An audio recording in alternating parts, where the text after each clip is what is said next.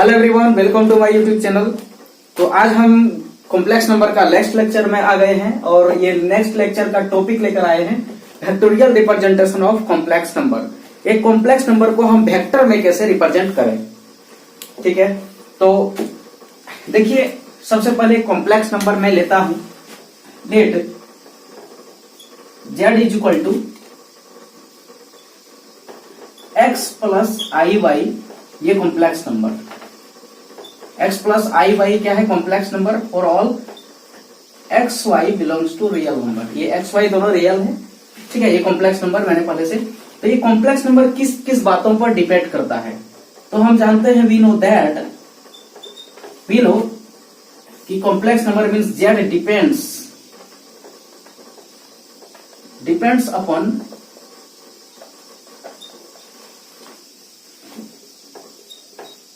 Two things. दो things पर depend करता है। पहला मॉडुलस ऑफ z। ठीक है, z का जो मॉडुलस है उस पर। मॉडुलस मीन्स क्या है? Magnitude of z। ठीक है, कॉम्प्लेक्स नंबर का मैग्नीट्यूड। और दूसरा ये डिपेंड करता है डायरेक्शन मीन्स आर्गुमेंट। डायरेक्शन या फिर बोल सकते हैं आर्गुमेंट। आर्गुमेंट ऑफ z मतलब एंगल है। ये आर्गुमेंट क्या है? एक प्रकार का angle max with positive x axis in anti clockwise direction.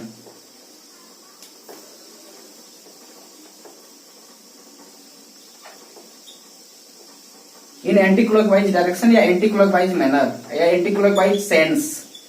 ठीक है, तो ये दो बातों पर डिपेंड करता है कॉम्प्लेक्स नंबर। पहला कि मैग्नीट्यूड कॉम्प्लेक्स नंबर का, और दूसरा है कि इसका आर्गुमेंट है। ये आर्गुमेंट जो है ये कॉम्प्लेक्स नंबर का डायरेक्शन को देता है। और जब हम कॉम्प्लेक्स नंबर को आर्गेंट प्लेन में रिप्रेजेंट करते हैं, है ना, जैसे एक हम कॉम्प्लेक्स नंबर को आर्गेंट प्लेन में दिखाते हैं।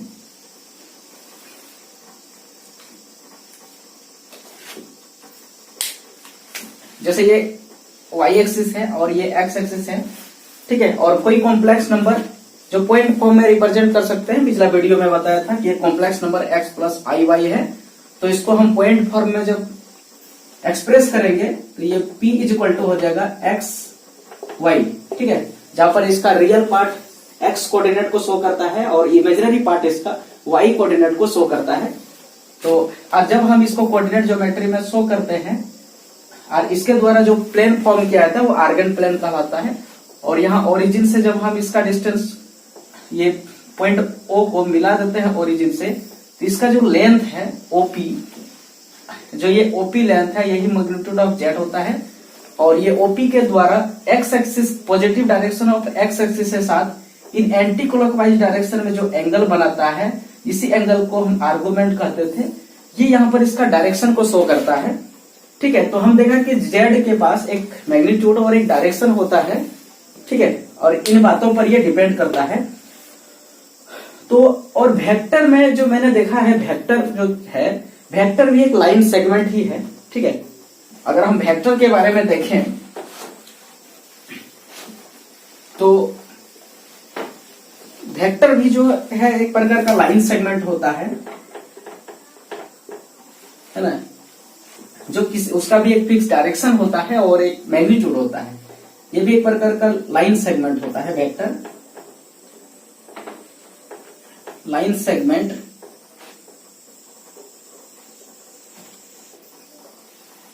है ना, एक लाइन सेगमेंट होता है एलोंग ए डायरेक्शन। एलोंग ये पार्टिकुलर डायरेक्शन, एक पार्टिकुलर डायरेक्शन में लाइन सेगमेंट होता है, या बोल सकते हैं डायरेक्टेड लाइन सेगमेंट है ना, पार्टिकुलर डायरेक्शन। या फिर हम इसको बोल सकते हैं ए directed line segment is called vector. Directed line segment एक डायरेक्टेड लाइन सेगमेंट होता है। ठीक है, इसको रिप्रेजेंट करने के लिए हम एक लाइन सेगमेंट देते हैं। इसे एक लाइन सेगमेंट है, मान लेते हैं कि ये जो है इसका इनिशियल पॉइंट है और ये बी तरफ जा रहा है। ठीक है, यहाँ पर एक डायरेक्शन हम शो कर देते हैं, है ना, ये क्या है, या फिर यहाँ भी हम दे सकते हैं, ठीक है, बीच में भी दे सकते हैं, कोई दिक्कत नहीं है। तो चलिए इसे बीच यहाँ पर ही दे देते हैं। तो एक प्रकार का एक लाइन सेगमेंट है और इसका direction from A to B है, ठीक है, इसका डायरेक्शन क्या है, फ्रॉम ए टू बी है, फ्रॉम ए टू बी, है ना, ए यहाँ इनिशियल पॉइंट है और बी फाइनल पॉइंट है। और इसका जो यहां से यहां तक लेंथ है, ठीक है, जो ए बी लेंथ है, वो ए बी लेंथ इसका मैग्नीट्यूड को शो करता है यहां से। तो यहां पर देखिए वेक्टर का मैंने क्या देखा कि ये वेक्टर का जो है ए बी एक वेक्टर है जिसमें ये इसका डायरेक्शन किस है, फ्रॉम ए टू बी है, और इसका जो मैग्नीट्यूड है ना, मैग्नीट्यूड को कैसे दिखाएंगे, ए बी, या फिर कुछ हम यहाँ लिख सकते हैं, जैसे ए लिख देते हैं, इस वेक्टर का नाम है, तो ए बी का मैग्नीट्यूड को ऐसे लिखेंगे, मॉड ऑफ ए बी, और इसका वैल्यू हो जाएगा ए, या ये वेक्टर ए, इसी को ए कहेंगे। तो इसमें भी मैंने देखा कि दो चीज है, एक डायरेक्शन भी मिला मुझे और एक मैग्नीट्यूड भी मिला। और यहाँ पर कॉम्प्लेक्स नंबर में भी मैंने देखा कि इसके पास भी मैग्नीट्यूड था और डायरेक्शन था, ठीक है, डायरेक्शन का मतलब है कि ये आर्गुमेंट था जो डायरेक्शन को शो करता है, और ये जो इसका मैग्नीट्यूड ओपी है उसका मैग्नीट्यूड को शो करता था, मॉड्यूलस ऑफ वेक्टर। तो उसी तरह हम अगर इस कॉम्प्लेक्स नंबर को वेक्टर में रिप्रेजेंट करना चाहेंगे तो यहाँ पर क्या करेंगे कि ये O है और ये P के पास जो लाइन सेगमेंट दिख रहा है OP, इसमें फ्रॉम O से P तरफ जा रहा है, एक यहाँ पर एरो बनाएंगे, बस ये वेक्टर फॉर्म में रिप्रेजेंट हो गया, ठीक है। तो इसका डायरेक्शन O से P तरफ जाएगा, देखिए इसका डायरेक्शन किधर जाएगा, फ्रॉम O से P। तो यहां पर मैंने देखिए कि ये एरो डाल दिया है ना, इसका डायरेक्शन किधर होगा, फ्रॉम O टू P तरफ जा रहा है, ठीक है। और इसका डायरेक्शन जब निकालेंगे हम, तो डायरेक्शन निकालने का फॉर्मूला है tan थीटा, ये tan अल्फा निकालेंगे, यहाँ अल्फा का वैल्यू हम मानते हैं, फर्स्ट क्वाड्रेंट में अल्फा और थीटा सेम होता है, लेकिन अदर क्वाड्रेंट में हो जाए तो फिर वो अलग होता है।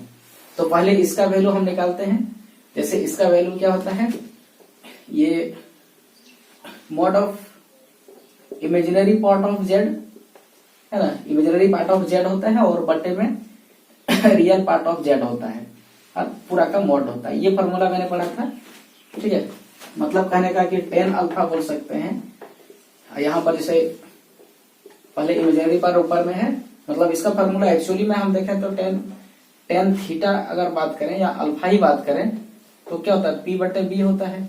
तो यहाँ P में क्या है कि यहाँ से अगर हम एक परपेंडिकुलर डालेंगे तो ये YP होगा, Y मतलब इमेजिनरी पार्ट है, और ये इसके यहाँ पर देखिए बेस ये होगा, तो यहाँ बेस का वैल्यू कितना x है जो रियल पार्ट है, ठीक है। तो बोलेंगे y बटे x, ये पार्ट हो जाएगा, और मॉड इसलिए रह गया कि माइनस वगैरह रहे तो ये प्लस में आएगा आंसर, ठीक है। और यहाँ से अगर हम अल्फा निकालेंगे तो अल्फा निकालेंगे क्या हो जाएगा, tan इनवर्स y बटे x, ये हो जाएगा, ठीक है। इसी तरह हमने देखा vectorial representation of complex number कि वेक्टर में रिप्रेजेंट इसको हम कर सकते हैं, ओके।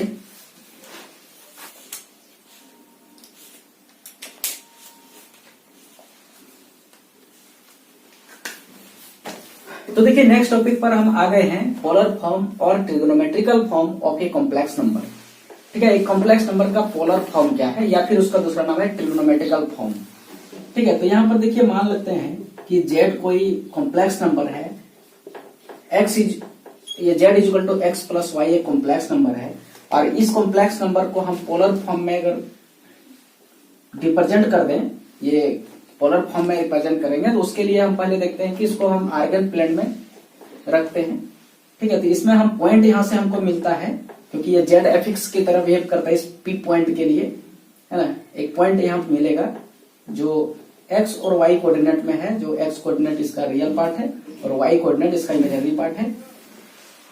और इसको हम जब पोलर फॉर्म में रिप्रेजेंट करते हैं, सॉरी ये आर्गन प्लेन में जब हम इसको रिप्रेजेंट करते हैं तो यहाँ पर कुछ ऐसे पॉइंट को मैंने रखा P को, और यहां से इसको मिलाते हैं ओरिजिन से, ठीक है, ओरिजिन से मिला देते हैं, ये ओरिजिन है, वो इसका कोऑर्डिनेट 0 0 है, और यहां से मिला देते हैं, ये पॉइंट क्या है, एक्स वाई है। मैंने ये कॉम्प्लेक्स नंबर को मैंने आर्गन प्लेन में रिप्रेजेंट किया, ठीक है। तो ये आर्गन प्लेन हुआ और ज्योमेट्रिकल रिप्रेजेंटेशन मैंने किया, तो ये आर्गन प्लेन बनाता है। और इसमें से यहां से परपेंडिकुलर डाल दें, मान लेते हैं एम मान लेते हैं, और ये ओ है, तो पी एम का जो वैल्यू है ये मुझे वाई मिल जाता है, ठीक है। ये देखिए वाई एक्सिस में है, वाई मिल जाता है, और ये ओ एम का वैल्यू मुझे एक्स मिल जाता है। और मैंने यहाँ पर देखा था कि ये पॉजिटिव एक्स डायरेक्शन में ये एंगल बनाता है, ठीक है। मान लेते हैं यहाँ पर थीटा एंगल है, ठीक है। और ये positive direction with x axis है और ये एंटी क्लॉकवाइज डायरेक्शन में है, तो ये यहाँ पर आर्गुमेंट भी कहलाता है, ये आर्गुमेंट है। और यहाँ पर ओपी का जो लेंथ है वो मॉड ऑफ जेड होता है, और मैंने इसको आर भी कल बोला था कि इसको आर भी लिख सकते हैं, ठीक है। तो यहाँ पर देखिए, तो अब हम क्या करेंगे कि एक्स और वाई को निकालेंगे, ठीक है। तो यहां से हम अगर ट्राइंगल का यूज करें, इन राइट एंगल ट्राइंगल, एक राइट एंगल ट्राइंगल है जिसका नाम है, मान लेते हैं ओपीएम, है ना। ये राइट एंगल ट्राइंगल है, ट्राइंगल का नाम क्या है, राइट एंगल ट्राइंगल है ओपीएम, जहां पर एम पर ये राइट एंगल है, ठीक है, 90 डिग्री। तो यहां से हम अगर cos थीटा का वैल्यू निकालें, cos थीटा इजको, तो देखिए इसको ट्रिगोनोमेट्रिक फॉर्म में करेंगे, और इसका जो ट्रिगोनोमेट्रिक फॉर्म होता है कुछ ऐसे फॉर्मूला होता है ना, z is equal to C S, RCS ऐसे शॉर्ट में हम बोलते हैं, RCIS ऐसे करके होता है, ठीक है, ब्रैकेट में, जहां पर c cos थीटा है और s जो है साइन थीटा है, तो शॉर्ट में याद रखेंगे RCS, ठीक है, RCS शॉर्ट में याद रखेंगे RCS। ये मॉड ऑफ जेड मतलब R है, और यहाँ पर cos ऑफ थीटा, और थीटा ये आर्गुमेंट है, और प्लस में I साइन ऑफ थीटा। इस फॉर्मेट में जो होता है इसका पोलर फॉर्म होता है जेड का, ठीक है। ये कार्टेशियन फॉर्म है, ये पोलर फॉर्म है, तो इसी फॉर्म में हम इसको रिप्रेजेंट करेंगे, और कुछ क्वेश्चन इस पर आधारित देखते हैं।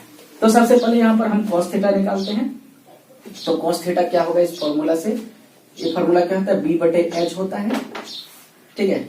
और यहाँ पर b का वैल्यू कितना है, x है। देखो ये थीटा है, और थीटा के अलोंग में जो साइड है वो बेस है, और बटे h का वैल्यू क्या है, मॉड जेड, और मॉड जेड को मैंने क्या मान रखा है, r मान रखा है, ठीक है। तो यहां से, तो अगर हम यहाँ पर x का वैल्यू निकालेंगे तो ये r इसके साथ इंटू में आ जाएगा, और x इज इक्वल टू होगा r cos ऑफ थीटा, ठीक है। यहाँ पर जो मॉड ऑफ जेड लिखे हैं इसको हम यहाँ पर r भी लिख सकते हैं, ठीक है, क्योंकि r को ही मान के रखते हैं, z mod z equal to r।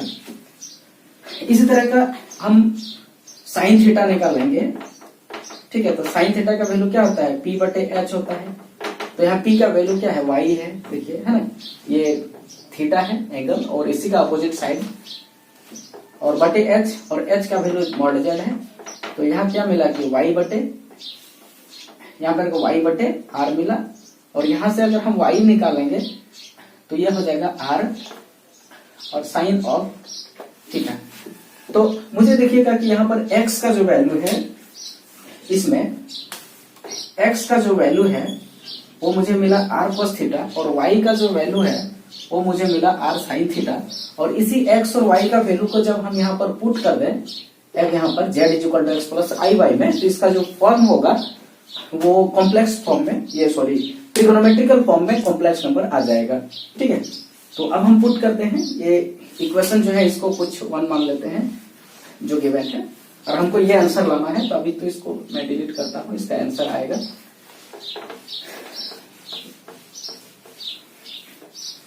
ठीक है। तो अब हम क्या करेंगे, फ्रॉम 1 से चलते हैं, और ये वैल्यू x का और y का वैल्यू यहाँ रख देते हैं। तो x का वैल्यू क्या है, r cos थीटा, ये z बराबर है, ठीक है, यहाँ पर ये z बराबर है फ्रॉम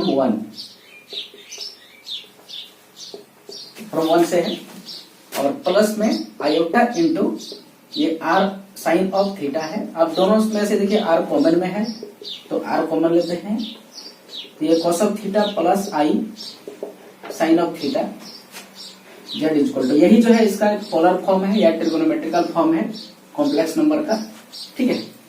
और यहां पर जो थीटा है पेयर, थीटा जो है वो आर्गुमेंट ऑफ जेड है, ठीक है, और यहां पर जो आर है वो मैग्नीट्यूड ऑफ जेड है। तो अगर हम पोलर फॉर्म में निकालेंगे किसी कॉम्प्लेक्स नंबर को, तो यहाँ पर सिर्फ उसका मॉड्यूलस मिलेगा, ये आर्गुमेंट और ये मॉड्यूलस, ये दो चीज चाहिए। ये दो चीज अगर गिवन रहेगा कोई कॉम्प्लेक्स नंबर, ये जो दो चीज हमें पता करना होगा पहले, ठीक है, और उसके बाद इस फॉर्मेट में लाके बैठाएंगे, इसका आंसर मिलेगा मुझे, ठीक है। जैसे इस क्वेश्चन देखते हैं, इसमें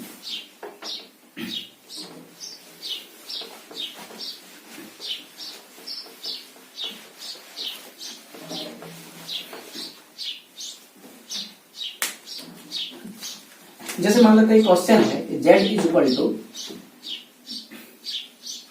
2 प्लस आयोटा इंटू √3, ये है, ठीक है। या फिर हम यहाँ पर 1 मान लें थोड़ा सुविधा के लिए, ठीक है, ये मैंने मान लिया।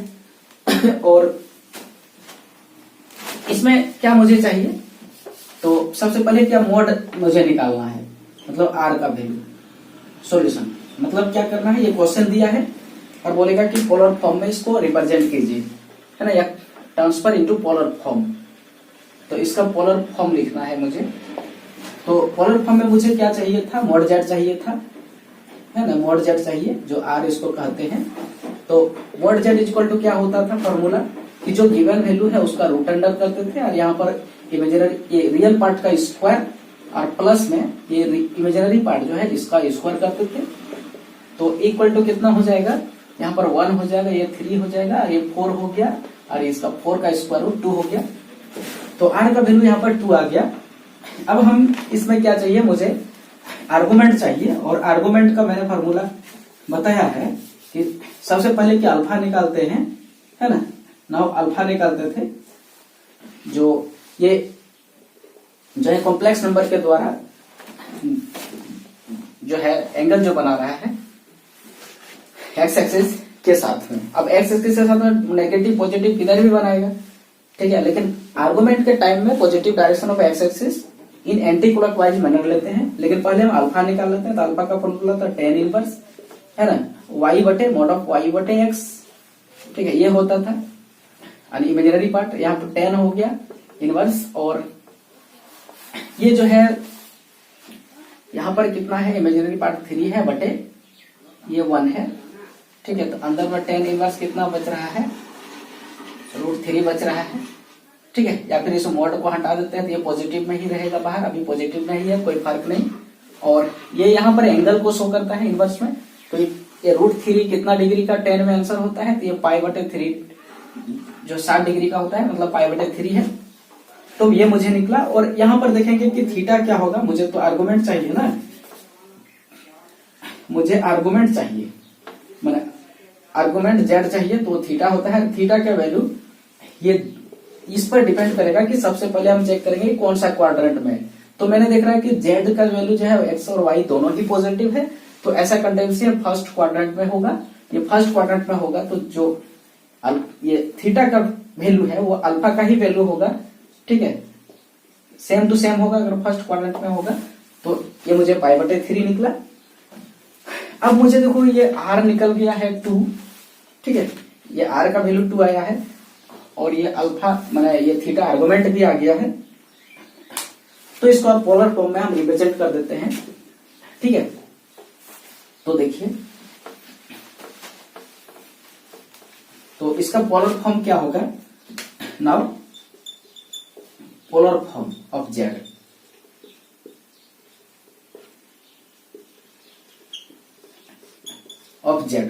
तो क्या हो जाएगा, जेड इक्वल टू हो जाएगा r cos थीटा, फॉर्मूला था cos ऑफ थीटा, और प्लस में i sin ऑफ थीटा, ये था। अब हम क्या करेंगे, यहाँ पर वैल्यू लिखेंगे। जैसे r का वैल्यू 2 आया है और थीटा का वैल्यू यहाँ पर कितना आया है, π/3 आया है, इसको पुट करते हैं। तो ये 2 इंटू हो जाएगा ये cos of π/3 plus iota into sine of π/3। तो ये आंसर हो गया इसका पोलर फॉर्म में जेड का, ठीक है।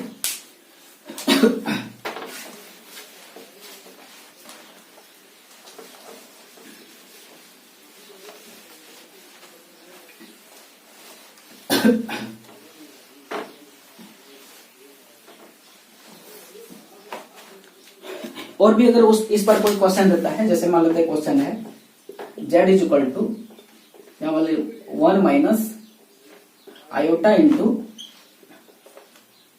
रूट अंडर 3 है, ठीक है।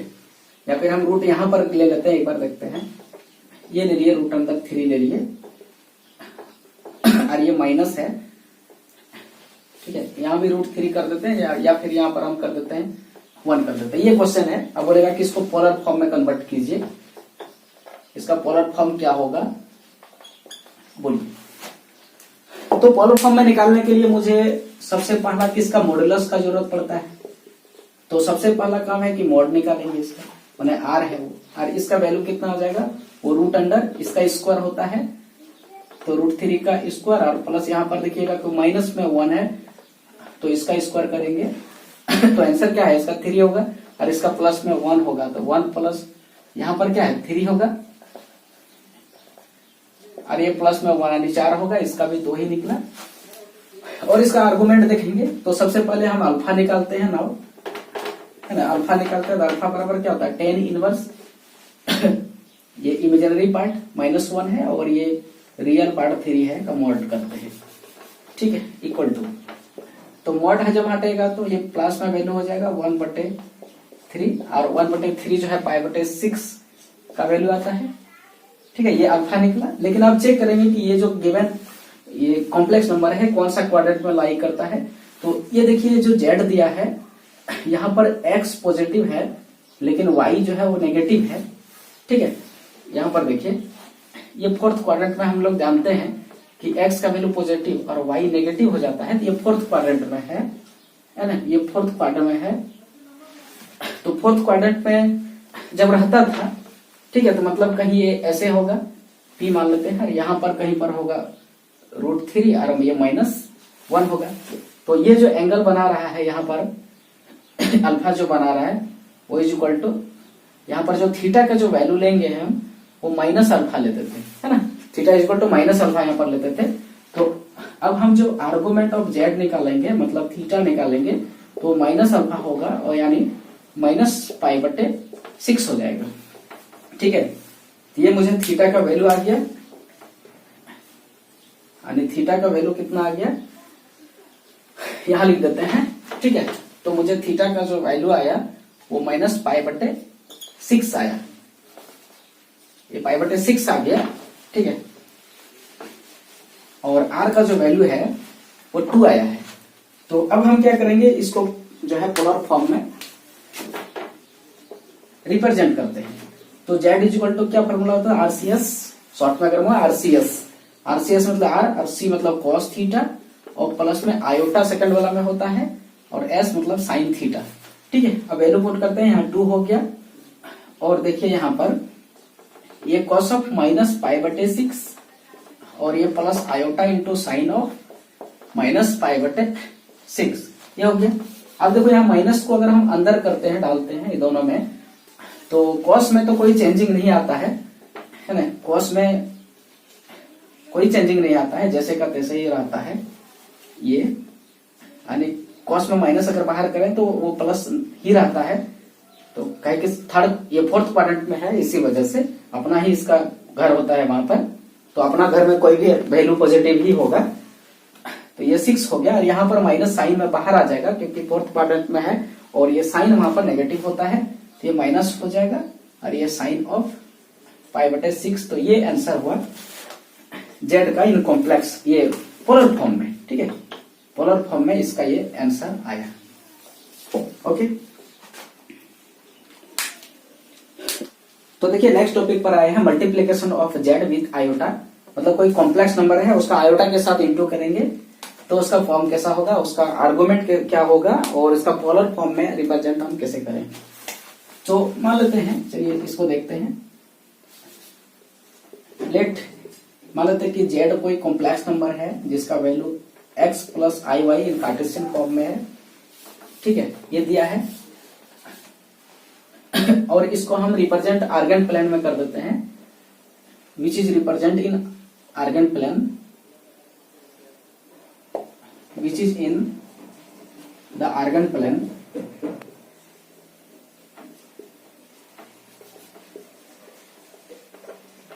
आर्गन प्लेन में है, देन क्या होगा कि यहां मुझे P एक पॉइंट मिलेगा, है ना, एक्स वाई, ऐसे आर्गन प्लेन में हम रिप्रेजेंट कर देते हैं। ये P है एक्स वाई, ठीक है। यहां से तो जो परपेंडिकुलर डाले तो ये y और ये वैल्यू x होता है, और यहाँ पर r होता है जिसका वैल्यू mod ऑफ z होता है, ठीक है। यहाँ एंगल थीटा जो positive direction of x axis के साथ बनाता है इन एंटी क्लॉकवाइज मैनर, ठीक है। ये ओरिजिन है। तो इसको अब क्या करें हम, सबसे पहले इसको हम पोलर फॉर्म में कन्वर्ट करते हैं। तो देन इट्स पोलर फॉर्म, जब आर्गन प्लेन में डालेंगे तभी इसका पोलर फॉर्म में हम कन्वर्ट करेंगे। देन इट्स पोलर फॉर्म, मैंने जेड जो दिया है उसका पोलर फॉर्म। तो पोलर फॉर्म मैंने अभी तुरंत पढ़ा कि जेड इज इक्वल टू क्या होता है, RCS, मतलब यहाँ R होता है मैग्नीट्यूड ऑफ जेड है, ये मॉड है, और ब्रैकेट में cos theta plus i sine of theta, ठीक है, ये होता है। और हम इसी नंबर को क्या करना है, आयोटा के साथ इंटू करना है। तो दिस इम्प्लाई, तो आयोटा इंटू अगर जेड करें हम तो यहां भी आयोटा के साथ इंटू हो जाएगा, ठीक है, यानी iota into r cos of theta plus i sine of theta, ये हो जाएगा, ठीक है। अब हम इसको इंटू कर देते हैं, अंदर ले जाते हैं, ये आर हो जाएगा, बाहर में ही रहेगा, यहाँ पर आई, ये कॉस ऑफ थीटा, और ये आई स्क्वायर हो जाएगा, और आई स्क्वायर का वैल्यू -1 होता है, इसलिए यहाँ माइनस हो जाएगा, और साइन ऑफ थीटा। तो देखिए यहाँ पर आयोटा से जो मैंने इंटू किया, इसको मल्टीप्लाई किया, तो ये जो इमेजिनरी पार्ट था साइन में वो अभी रियल पार्ट बन गया है, और ये कॉस जो था वो इमेजिनरी पार्ट बन गया है, मैंने जस्ट इसका उल्टा हो गया, साइन भी बदला है। तो इसको फिर से उसी फॉर्म में ले जाना चाहेंगे हम, ये कॉस थीटा और साइन थीटा के ही फॉर्मेट में रहे, है ना, RCS के फॉर्मेट में ही रहे ये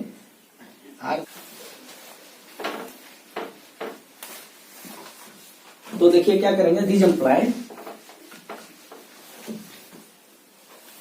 तो इसको कैसे हम ये करेंगे, दिस इम्प्लाई लिखते हैं इसको, ये क्या था, जेड इज इक्वल टू था, ठीक है। तो यहाँ पर आर है, और ये माइनस साइन को हम आगे लिखते हैं, ठीक है, और plus iota into cos theta, ये मेरा रिजल्ट आया है अभी फिलहाल, ठीक है, ये आया है बराबर। तो देखिए यहाँ पर अगर हम ये लिखें, जैसे यहाँ पर कॉस ऑफ 90 प्लस थीटा, ये लिखते हैं हम, है ना, कॉस ऑफ 90 प्लस थीटा, मैंने एक कम्प्लीमेंट्री एंगल है, और ये कौन सा क्वाड्रेंट में जा रहा है देखिए, ठीक है, यहाँ 90 डिग्री है, और इसमें कुछ एडअप हो रहा है, तो ये सेकंड क्वाड्रेंट में कहीं जा रहा है, मतलब यहाँ थोड़ा सा थीटा है मान लेते हैं, तो यहाँ कहीं जा रहा है, और कॉस का वैल्यू जो है सेकंड क्वाड्रेंट में नेगेटिव होता है, तो इसका वैल्यू नेगेटिव हुआ, और देखो यहाँ पर नेगेटिव है ना, तो इसका आंसर जो आएगा, मैंने हम बोलेंगे कि कॉस ऑफ θ/2 प्लस ये π/2 plus theta is equal to minus sine होगा, और या साइन थीटा होगा, है ना, कॉस 90 प्लस थीटा बराबर साइन थीटा, मैंने माइनस मैंने पढ़ा था, तो फर्स्ट क्वाड्रेंट के लिए ये सेकंड में आ गया, इसलिए कॉस का नेगेटिव होता है, और प्लस साइन थीटा, ये है ना, बगल में साइन थीटा हो गया। तो माइनस साइन थीटा को हम इस फॉर्मेट में लिख सकते हैं, और ये प्लस आयोटा इंटू ये यहाँ कॉस थीटा है, और कॉस थीटा को हम लिख सकते हैं साइन ऑफ θ/2 प्लस ये π/2 प्लस थीटा, ठीक है, π/2 प्लस थीटा, और ये सेकंड क्वाड्रेंट में ही है, तो साइन थीटा का वैल्यू पॉजिटिव ही रहेगा, और यहाँ पर ये कॉस में आ जाएगा। तो देखिए ये जो फॉर्मेट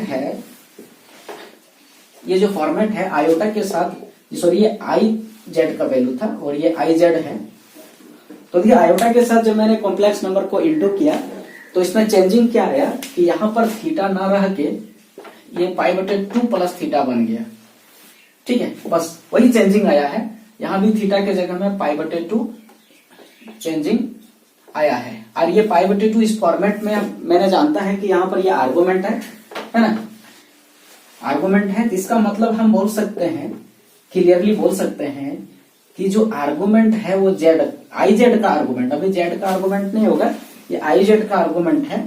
तो ये कितना हो जाएगा, अगर जेड का आर्गुमेंट थीटा है ना, तो इसका आर्गुमेंट π/2 प्लस थीटा हो जाएगा। और ये भैया थीटा क्या है,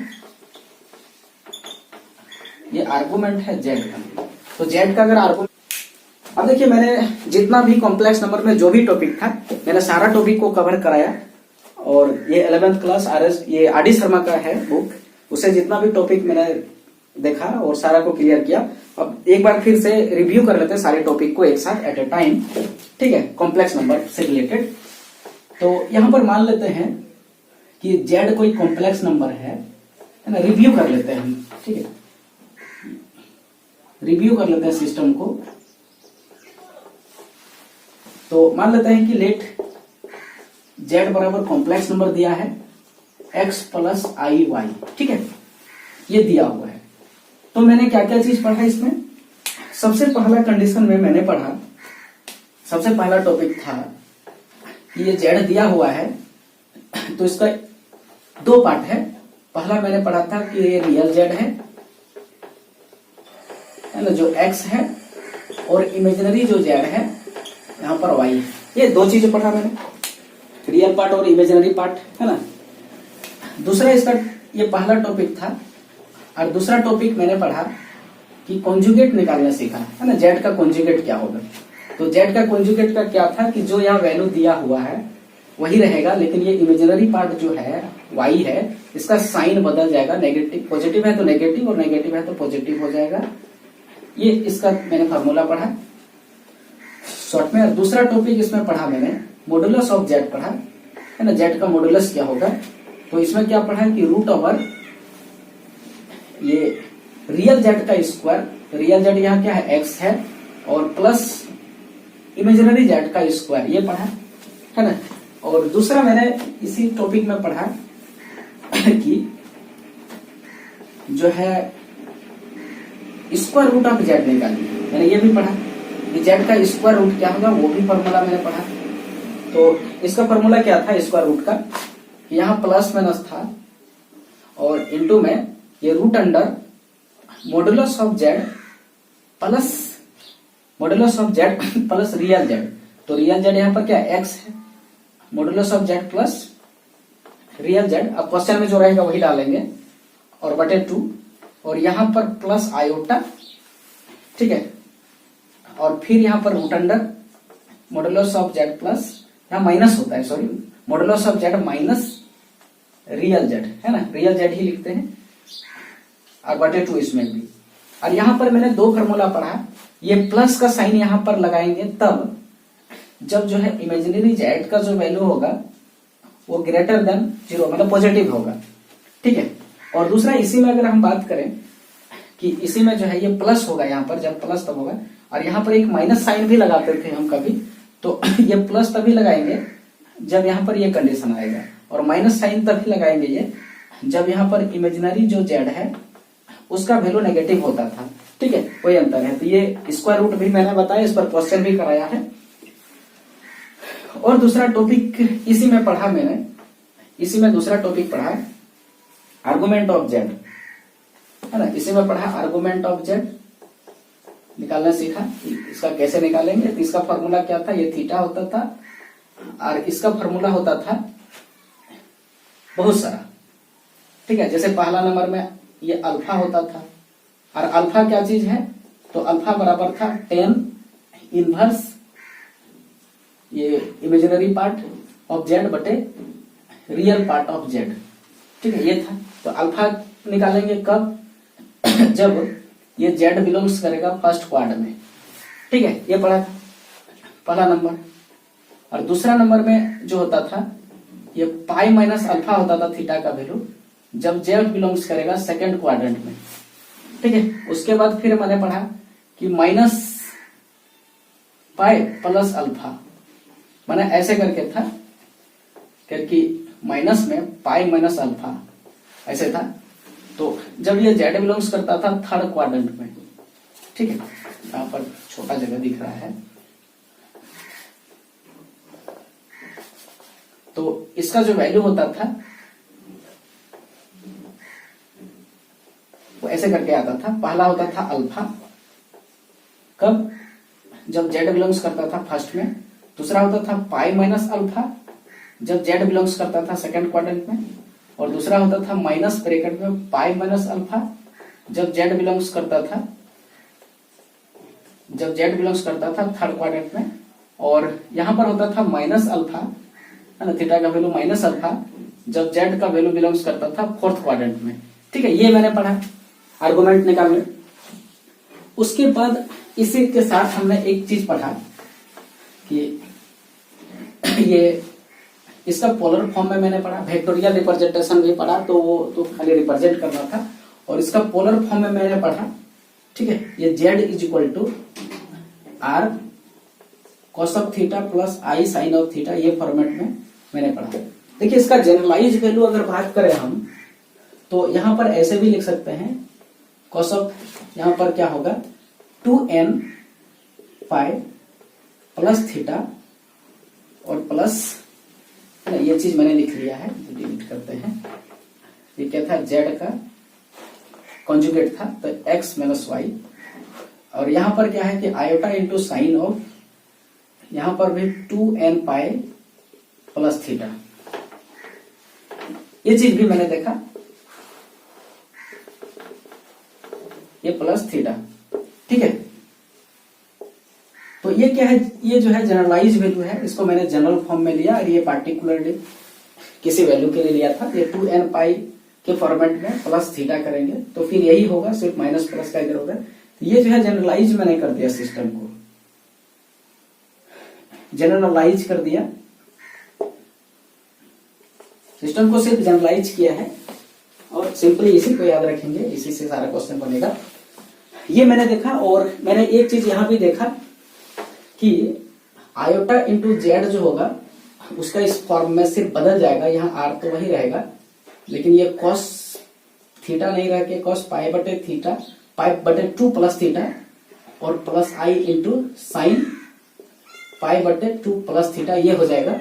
और यहां पर जब आर्गुमेंट हम निकालेंगे आई जेड का, तो ये जो जेड का आर्गुमेंट था वो नहीं होके ये पाई बटे 2 प्लस आर्गुमेंट ऑफ जेड हो जाएगा। ठीक है, ये मैंने इतना सारे टॉपिक मैंने कॉम्प्लेक्स नंबर पर किया, ये सारे टॉपिक। ठीक है, तो इस टॉपिक, जितने भी टॉपिक मैंने पढ़ा उस पर एक क्वेश्चन लेते हैं और सारे टॉपिक से रिलेटेड सारे क्वेश्चंस को मैं, वही क्वेश्चन को सारे चीज इसका निकालते हैं। ठीक है,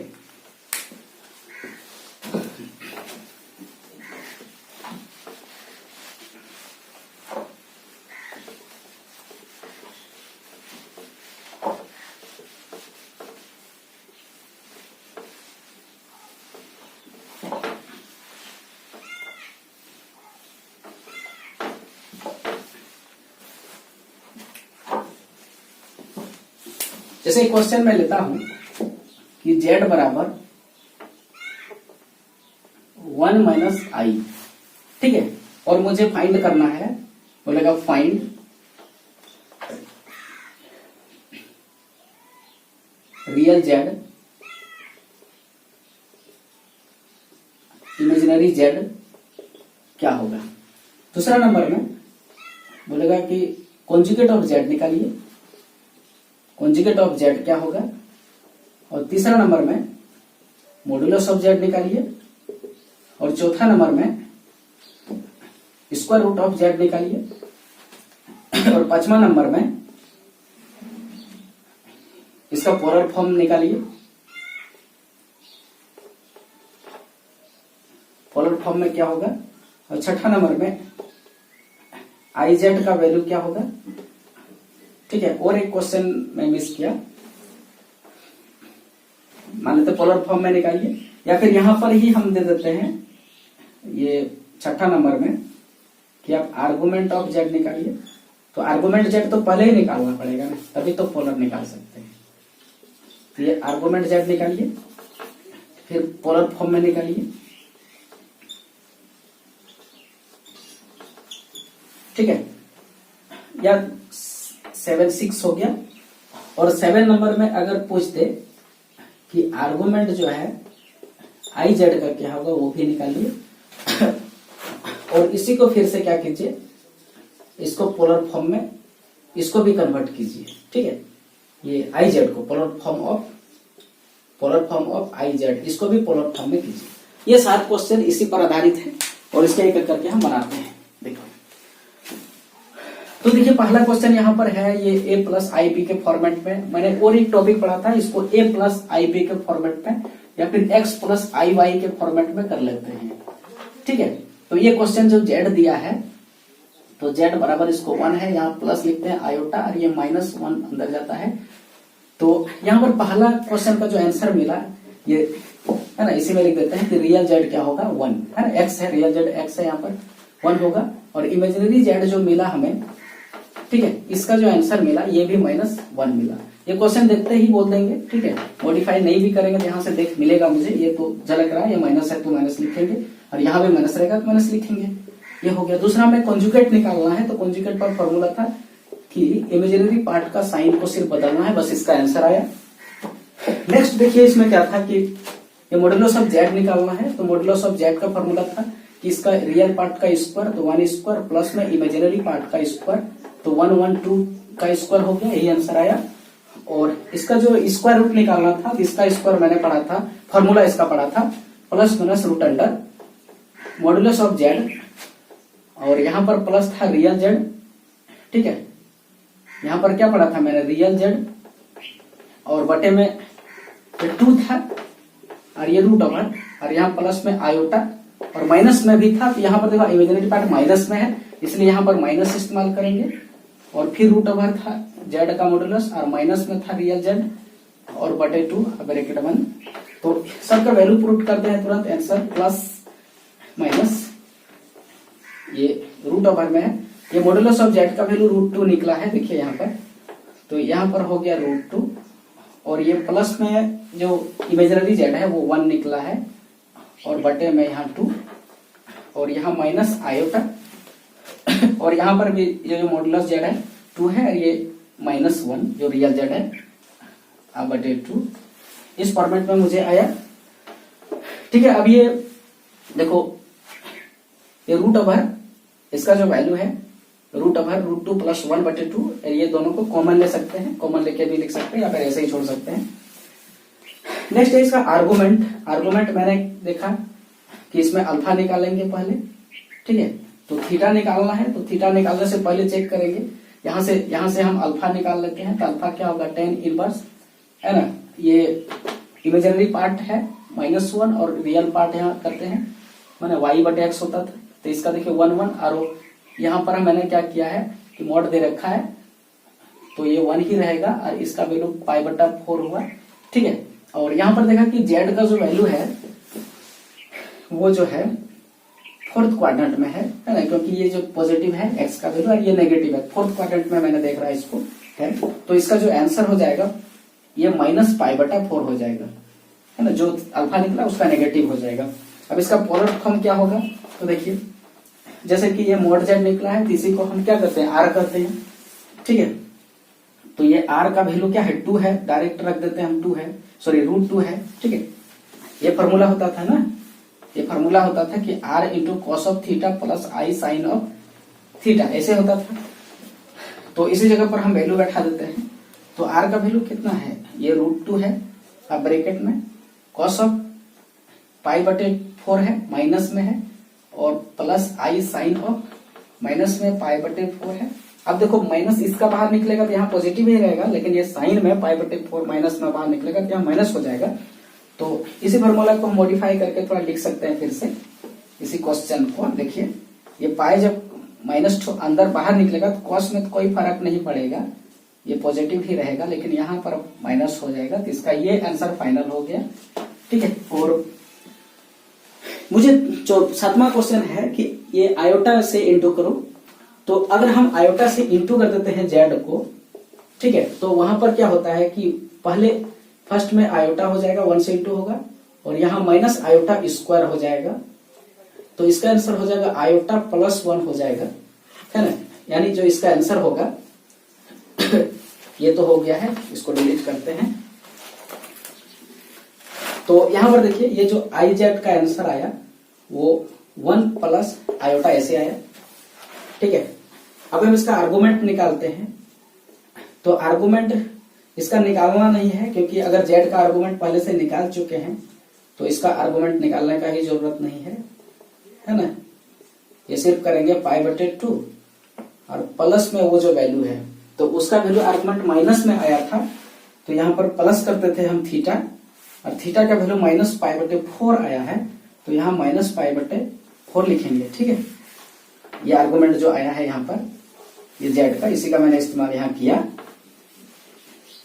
अब देखिए इसका आंसर क्या होगा, तो एलसीएम हो गया 4, है ना। इसका जो आर्गुमेंट है वो निकल कर आया π/4 प्लस में आया, ठीक है। ये आया, देखिए वो माइनस में था, ये प्लस में आया, और इसी का अगर हम ये पोलर फॉर्म में फिर से करें तो क्या होगा आंसर। तो देखिए इधर तो हो गया है, इसी का अगर पोलर फॉर्म में करें, किसका पोलर फॉर्म किसका लिखे हम, polar form of iota into Z इसका लिखें, तो आंसर आर का तो वही रहेगा, जो आर था 2 ही रहेगा, ठीक है। और कॉस, और इसका जो आर्गुमेंट है ये यहाँ लिखाएगा, जो आर्गुमेंट इसका देखो π/4 आया है, और प्लस साइन ऑफ π/4 इसी का आर्गुमेंट लिखाएगा यहाँ पर, है ना। जो आर्गुमेंट जो इसका आया है यही आर्गुमेंट लिखाएगा, जिसको हम पोलर फॉर्म में उसी का आर्गुमेंट लिखाएगा। तो ये मेरा क्वेश्चन था, जितना भी मैंने टॉपिक पढ़ाया, ठीक है, उससे रिलेटेड सारे टॉपिक का एक ही क्वेश्चन से मैंने कवर किया। और इसका हम देखते हैं कि एमसीक्यू से रिलेटेड जितने भी क्वेश्चन है वो एक एमसीक्यू आज हम कराते हैं, उसके बाद 1-2 कराते हैं, फिर नेक्स्ट क्लास में और सारे एमसीक्यू कराएंगे। जितने भी एमसीक्यू है सारे एमसीक्यू में एक एक करके डील करूंगा। मल्टीपल चॉइस क्वेश्चन हम यहां पर देखते हैं, है ना। एमसीक्यू कौन सा बुक से है, ये आरडी शर्मा का बुक से है, आरडी शर्मा क्लास 11 का बुक है।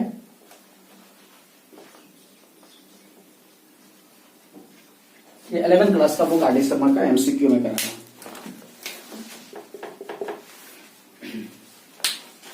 जैसे क्वेश्चन क्या है, क्वेश्चन है द वैल्यू ऑफ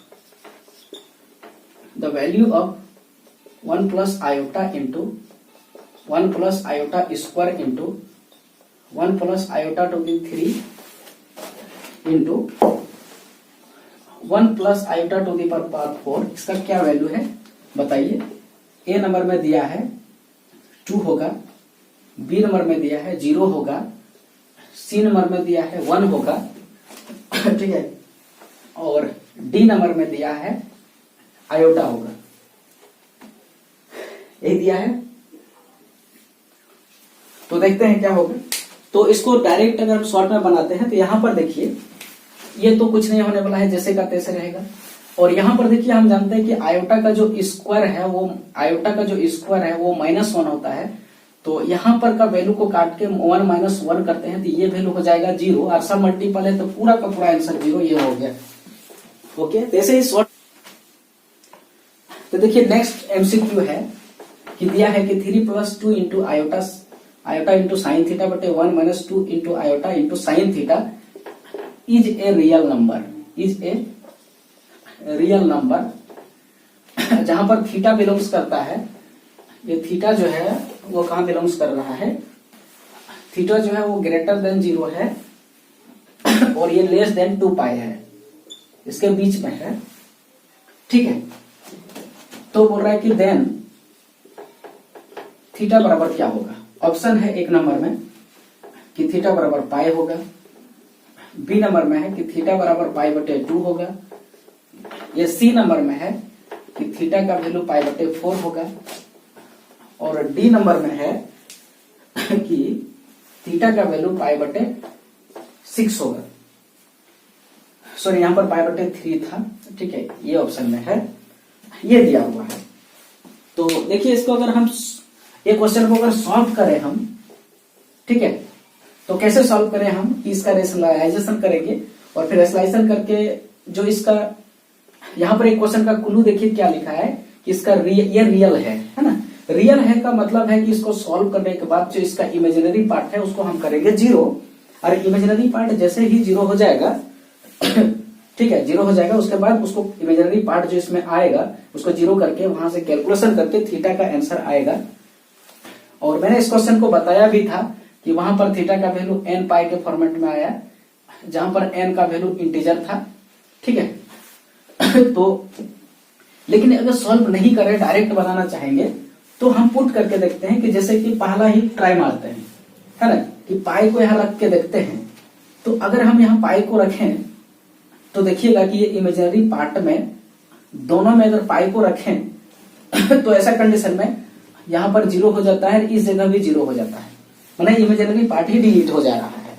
तो इमेजिनरी पार्ट ही डिलीट हो जा रहा है तो सिर्फ रियल बच रहा है, तो हम यही ऑप्शन पर आंसर मारेंगे, ठीक है। अगर ये नहीं होता तो इसको ट्राई करते, इसको अगर ट्राई करते, अगर मान यहाँ थीटा का वैल्यू अगर पाई लेते, ठीक है, अगर पाई लेते हम ट्राई करते, है ना, हिट एंड ट्रायल मेथड से ट्राई करते, तो मेरा जो जेड आता है वो 3 बचता है ना, क्या जीरो हो जाएगा, यहाँ 3/1 ये बचेगा।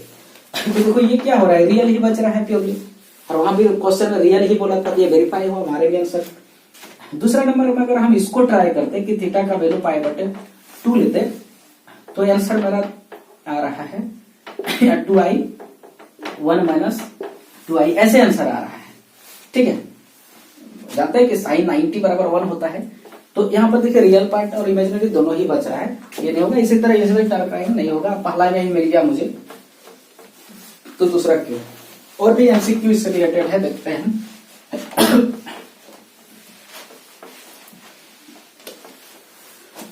नेक्स्ट क्वेश्चन क्या है,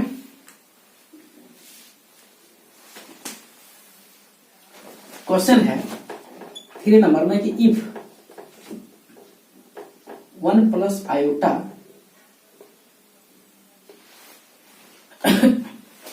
है ना, 1 + iota into 1 + 2 iota into 1 + 3 iota से लेकर के 1 + n टाइम्स iota का वैल्यू अगर दिया हुआ कितना है, इसका वैल्यू दिया हुआ है a + iota इंटू b, ये दिया है, बोला है कि देन 2 × 5 × 10 से लेकर के 1 + n² का वैल्यू क्या होगा, ठीक है। ऑप्शन में दिया है a² - b², बी में दिया है a² + b², और सी में इसका ऑप्शन है √a² - b², और डी में है √a² + b²। देखिए ऑप्शन इधर उधर भी हो सकता है, लेकिन जो बनाएंगे, देखिए यहाँ पर सिस्टम क्या है कि मैंने इसको ये क्वेश्चन में भी बताया भी था कि देखिए यहाँ पर, यहाँ लास्ट में थोड़ा जज कीजिए, ठीक है। इसका लास्ट में